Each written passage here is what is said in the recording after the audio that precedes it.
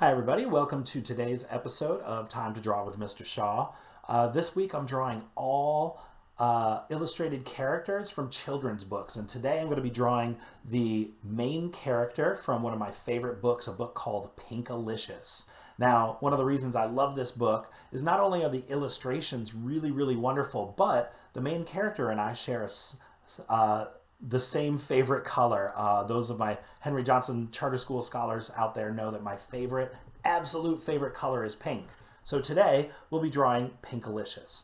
Now, as always, if I go a little too fast for you, feel free to stop. You can rewind the video, you can pause the video, try to catch up. You can draw it as many times as you want. Every time you draw it, you get a little bit better.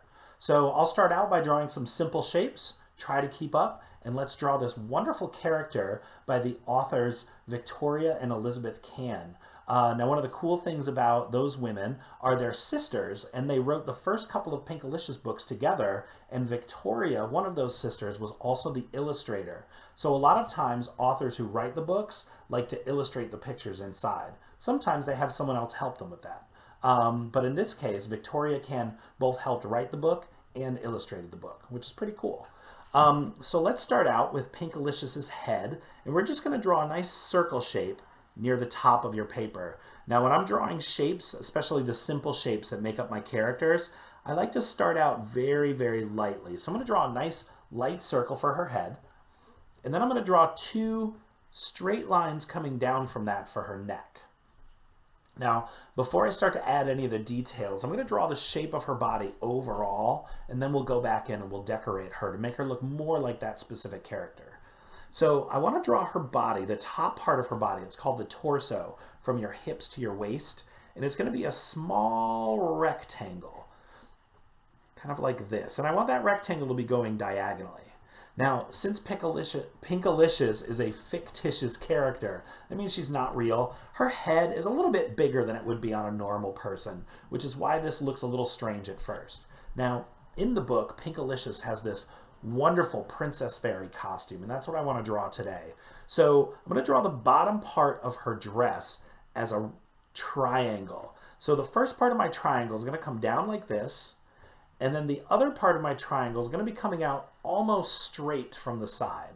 And then I'm going to connect those two lines coming from the corners where her hips would be in a nice curved line like this. And then I'm actually going to draw Pinkilicious's legs coming out from that. Now, she has very long, very skinny legs. They're kind of shaped like long triangles like this. And then the other one coming out like this. You can kind of tell Pinkilicious seems to be dancing kind of like a ballerina in this pose. She has her toes pointed. So I'm going to do some very easy ballerina slippers. I'm just going to draw a curved line down here at the bottom. Actually, let me zoom in a little bit so you guys can see what I'm doing down here. I'm going to just draw a curved line here, and I'm going to color that in a little thicker. And then I'm just going to color in the bottom part of her toe. And it looks like a little tiny ballerina slipper, like she's standing on her very tippy toes. So then I'm going to do the same thing on her other foot.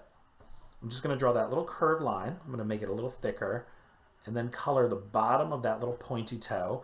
Now, if you want to give it little bows, like she's tied up those ballet slippers, sometimes when I see ballerinas dance, not sure what those silk ties are called, sometimes go up the leg a little bit in a crisscross pattern. That'll make her look a little bit more like a ballerina. And then I can draw the shape of her arms. Her arms, I'm going to draw two curved lines coming straight out like this. And then I'm going to have her fingers outstretched.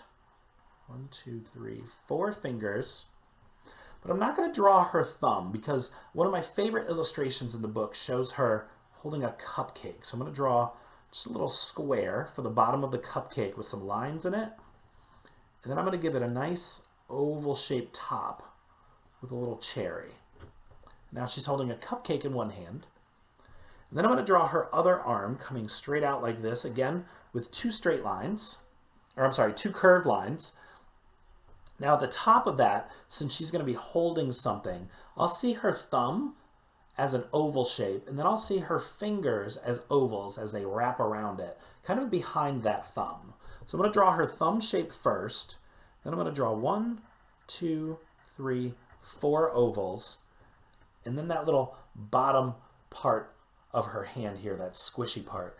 You guys might be able to see the pencils rubbing off on my hands. I'll have to be sure to wash my hands after I'm done drawing today. Now I'm going to give her a nice straight stick coming up from her hand. I'm not going to draw that stick through her fingers. I'm actually going to stop when I get to her fingers and then continue that line on the other side. And then I'm going to draw a little star at the top of that. Now your star can have as many points as you want. I have a 5-pointed star. You can do 6, 7, 8 if you just want to do a whole bunch of little spiky shapes coming out from that.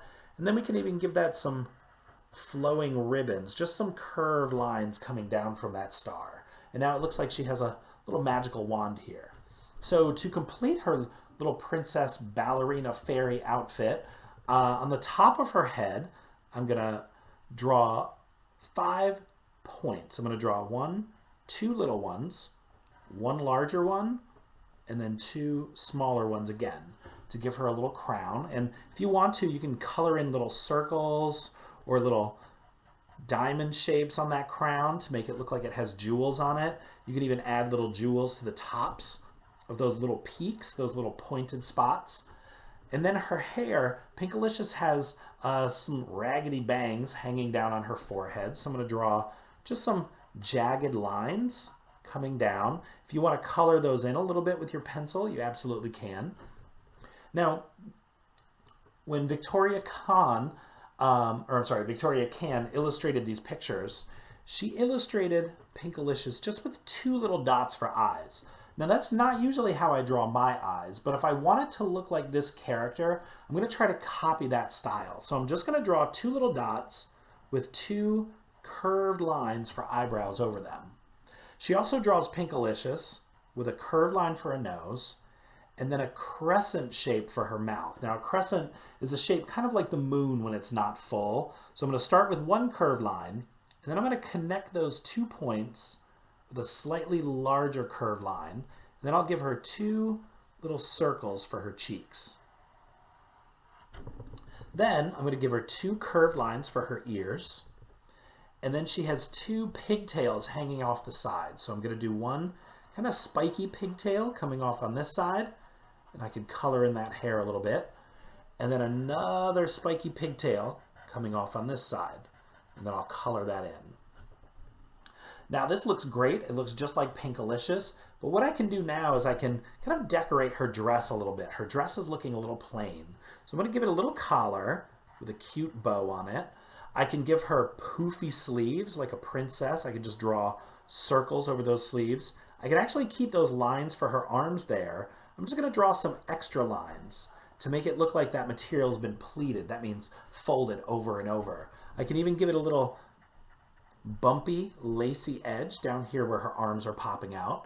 I could do that along the bottom of her dress here as well. And I could even do it after the top part, the little top part of her dress. And then any kind of pattern I want to add anywhere on her dress will make her dress look a lot more exciting. In the books, she has a pattern of kind of ovals coming down from that dress. 3 sets of them coming all the way down. And that makes her dress just look a little bit fancier. So if you want to add some patterns to that dress, that'd be great. You don't have to follow this pattern. You can make up your own patterns. Maybe the top of her dress has a pattern of hearts on it. Hearts are typically colored pink or red. It would match her outfit really nicely. Or you could add any other kind of pattern on there you want. So if you draw your Pinkilicious, if you're a Henry Johnson Charter School scholar, snap a picture of that, send it to me on Class Dojo. If you're just watching this video, if you bumped into it while strolling around YouTube, leave a comment below. Let me know if you enjoyed the video or if there's something you'd like to see later. Feel free to add a setting to this. Feel free to add other characters, maybe other pink characters from other books or TV shows or video games you know. As always, stay safe, wash your hands, and I'll see you guys next time.